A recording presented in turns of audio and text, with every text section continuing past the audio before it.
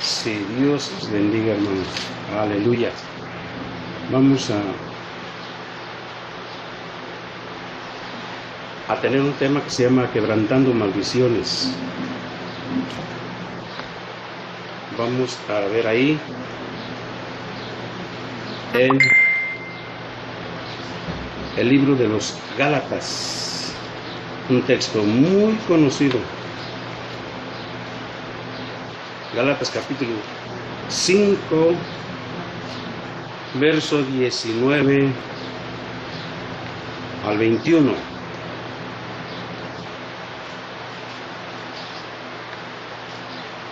Y le damos gracias al Señor por su palabra, por su hermosa, bendita palabra, que nos enseña, que nos instruye, que nos redarguye. Bendito Dios Todopoderoso, en el nombre de Jesús. Aleluya. Dice así: y manifiestas son las obras de la carne, que son adulterio, fornicación, inmundicia, lascivia, idolatría, hechicerías, enemistades, pleitos, celos, iras, contiendas, disensiones, herejías, envidias, homicidios, borracheras, orgías y cosas semejantes a estas, acerca de las cuales os amonesto, como ya os lo he dicho antes, que los que practican tales cosas no heredarán el reino de Dios. Los que hacen una práctica de estos pecados no heredarán el reino de Dios. O sea que se tiene que arrepentir. Tiene que haber un arrepentimiento. Y cuando dice manifiestas es que se ven, es que están a la vista. Sí. Pero vamos a ver cómo es que la gente tiene esa tendencia a pecar. Claro, por su naturaleza pecaminosa, de acuerdo. Pero ¿cómo se adquirió esos pecados que son de condenación delante de Dios? Todo eso que acabamos de leer, que son obras de la carne. ¿De dónde las tomamos? ¿De dónde las agarramos? ¿De dónde fueron tomadas por la humanidad? Y de eso vamos a estar hablando, hermano. Notemos que no nacimos con eso, pero lo fuimos adquiriendo en el camino, porque hay una influencia muy tremenda sobre la generación, sobre la humanidad, pues. ¿Sí? Veamos por qué nos llegaron esos pecados, esas obras de la carne a nuestra vida. Y vamos a ver que esto ocurre por causa de los pecados de nuestros antepasados. Esos pecados vinieron a repercutir su influencia, repito, su influencia sobre nosotros. Sí. Y eso es lo que trae maldición. Veamos una cita ahí en Segunda de Samuel,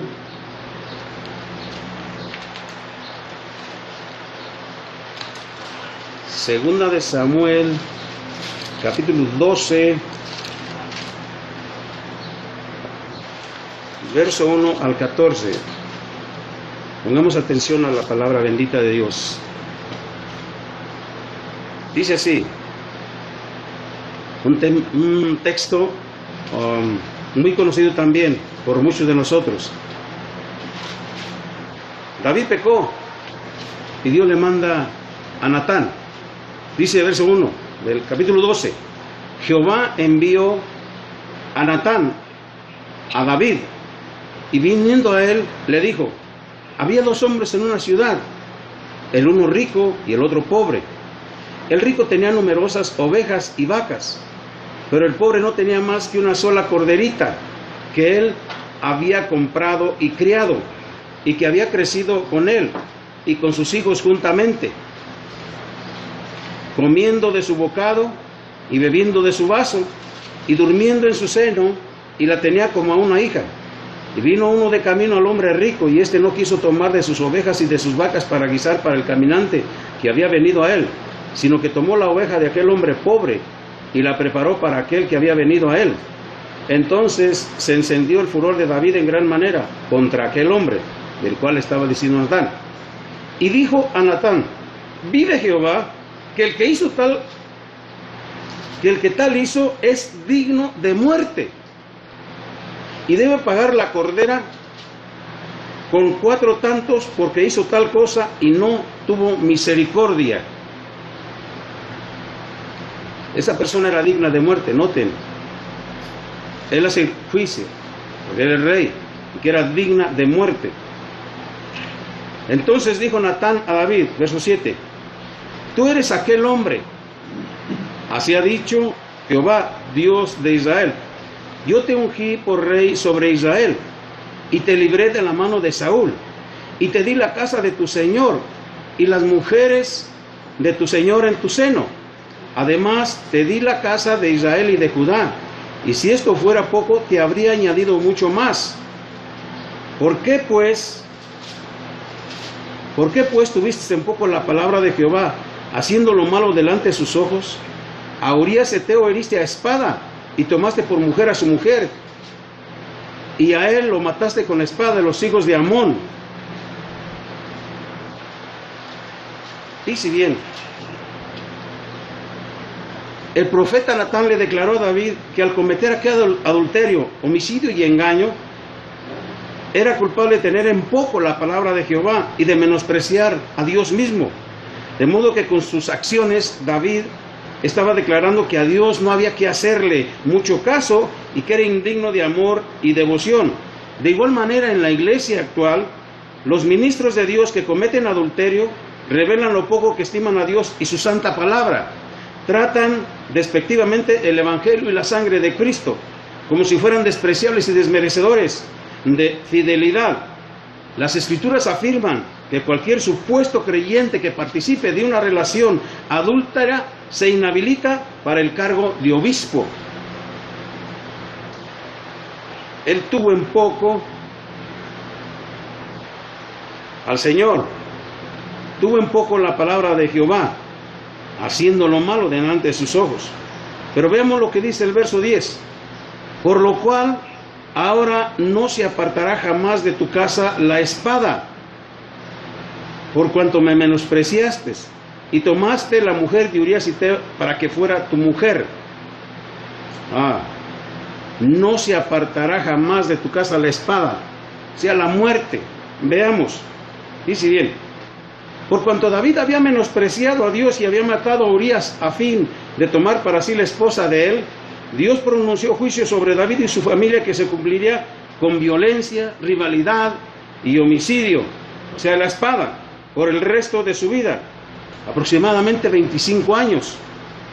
Las escrituras registran al menos 4 acontecimientos como resultado de esa maldición: la muerte del hijo, el asesinato de Amón por parte de Absalón, el homicidio de Absalón cuando se volvió contra su padre, y la ejecución de Adonías.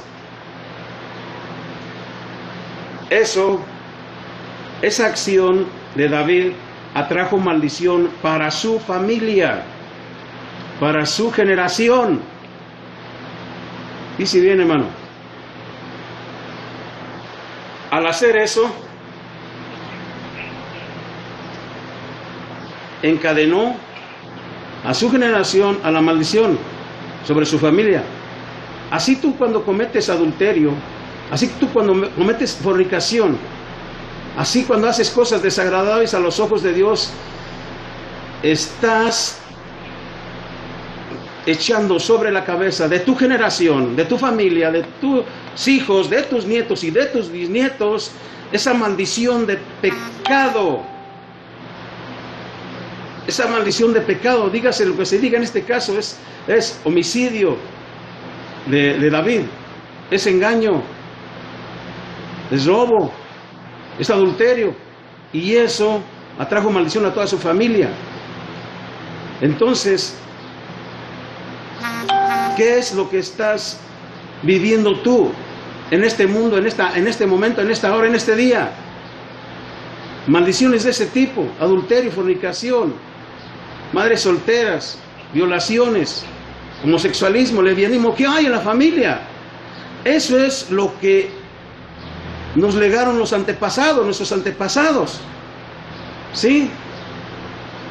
Entonces la palabra de Dios sigue diciendo así: así ha dicho Jehová, verso 11: he aquí yo haré levantar el mal sobre ti de tu misma casa, y tomaré tus mujeres delante de tus ojos, y las daré a tu prójimo, el cual yacerá con tus mujeres a la vista del sol, porque tú lo hiciste en secreto, mas yo haré esto delante de todo Israel y a pleno sol. El terrible castigo de David, como fue profetizado por Natán, no fueron simplemente las consecuencias naturales de su pecado, ni estaba Dios pasivamente permitiendo que le sucedieran cosas a David. Más bien fue el resultado de las acciones directas de Dios. 3 veces empleó Dios verbos en la primera persona. Primero, yo haré levantar el mal sobre ti. Segundo, tomaré tus mujeres delante de tus hijos. Tercero, haré esto delante de todo Israel. Él experimentaría atrocidades a manos de sus propios hijos, tales como la violación de Tamar, la hija de David, por parte de Amón, y la violación de las esposas de David por Absalón. Note qué terrible maldición proyectó a su generación, a sus hijos. Eso está terrible. Y hoy se sigue dando eso, sobre todas las familias del mundo. Tremendo. El castigo prescrito en Israel para el adulterio y el homicidio era la muerte.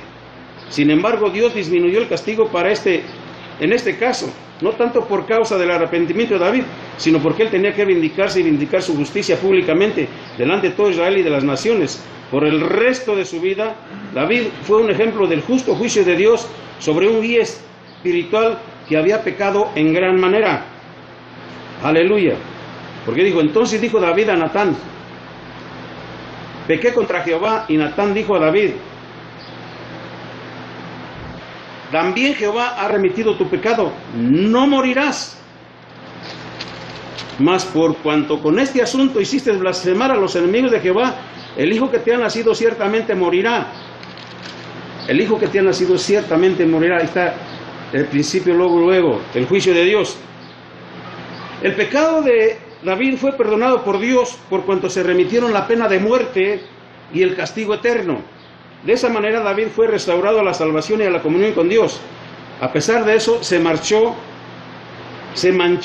para siempre su reputación, y los efectos de su pecado duraron durante todo el resto de su vida y de la historia de su familia. La experiencia de David, que después que fue perdonado y restaurado, es una solemne lección para los que tratan el pecado con indiferencia, como algo que Dios simplemente perdona y olvida, y no es de esa manera. Dios no dará por inocente al culpable. Dios no dará por inocente al culpable. Ahora, vamos a ver por qué viene el castigo. Veamos lo que dice Éxodo 20, capítulo 1. Éxodo 20.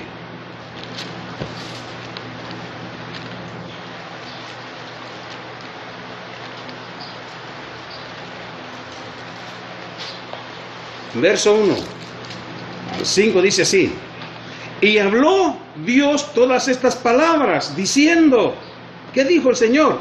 Yo soy Jehová tu Dios, que te saqué de la tierra de Egipto, de casa de servidumbre. No tendrás dioses ajenos delante de mí. No te harás imagen ni ninguna semejanza de lo que esté arriba en el cielo, ni abajo en la tierra, ni en las aguas debajo de la tierra. No te inclinarás a ellas ni las honrarás, porque yo soy Jehová tu Dios, fuerte, celoso, que visito la maldad de los padres sobre los hijos hasta la tercera y cuarta generación de los que me aborrecen. Dios visita la maldad de los padres sobre los hijos hasta la tercera y cuarta generación. Es la maldición que viene de parte de Dios para todos aquellos que aborrecen a Dios. Y aborrecer a Dios es hacer lo incorrecto, es hacer lo que está prohibido de parte de Dios. Entonces, viene el castigo por la desobediencia sobre la descendencia. Otra vez, viene el castigo por la desobediencia sobre la descendencia. Aleluya. Tremendo. Veamos otro ejemplo. Ezequiel capítulo 16, verso 44.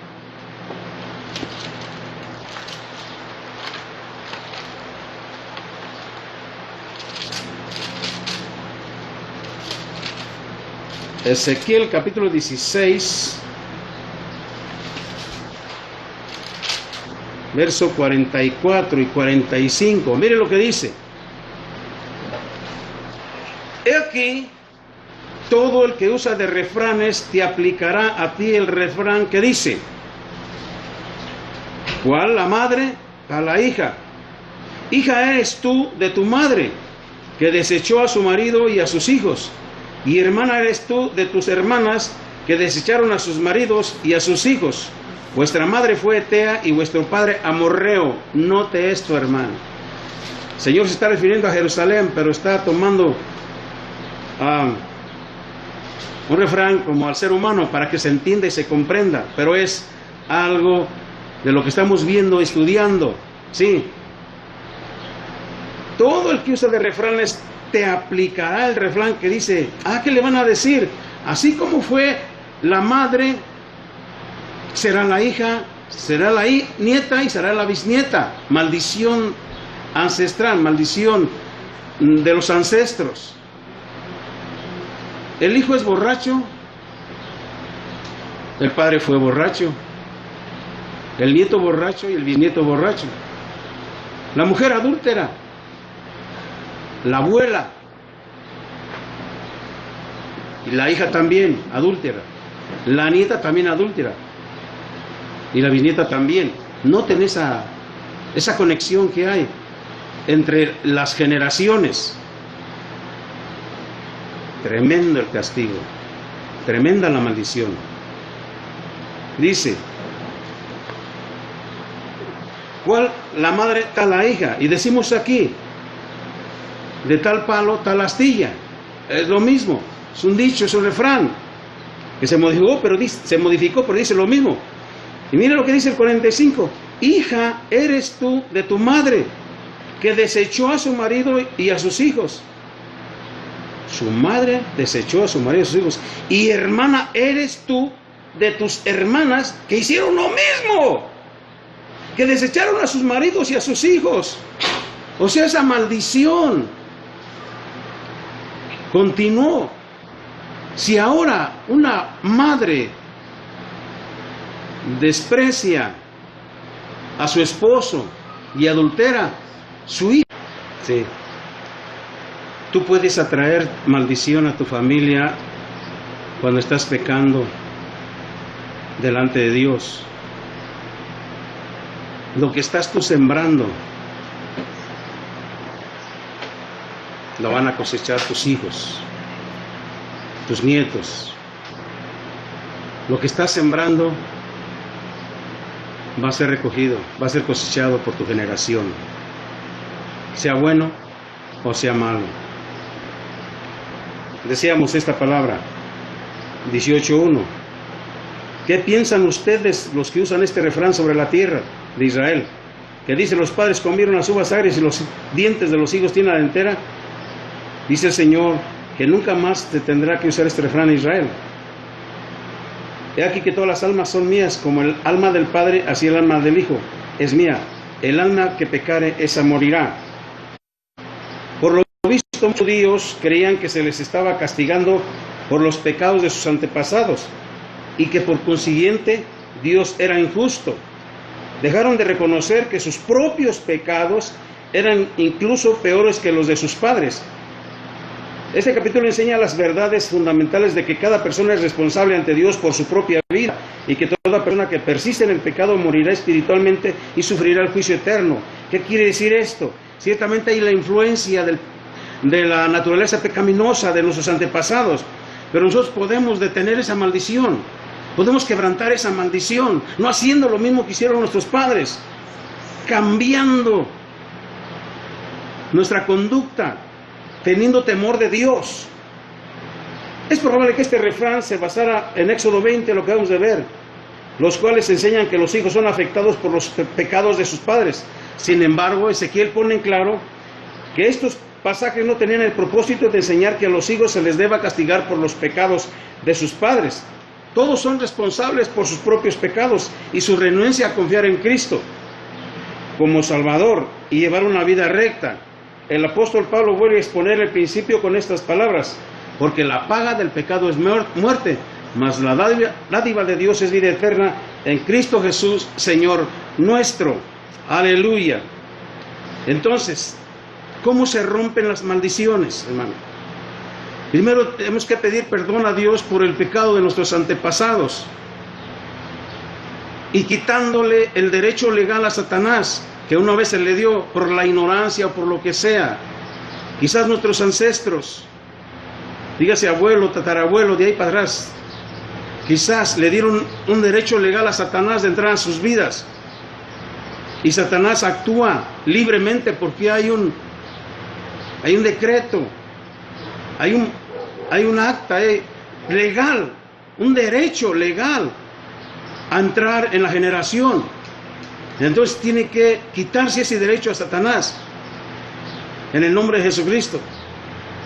Ahora en este tiempo estamos luchando con el pecado personal, influenciado por el pecado ancestral de nuestra generación pasada. Y ahora, habiendo quebrantado el pecado generacional, nos establecemos firmes en que somos nueva criatura mediante la santificación por el Espíritu y la fe en la verdad. Y ahora, bendecir a nuestra generación y nuestra generación sea libre de toda maldición en el nombre de Jesucristo. El verbo tiene poder, la palabra tiene poder, y esa palabra se hizo carne.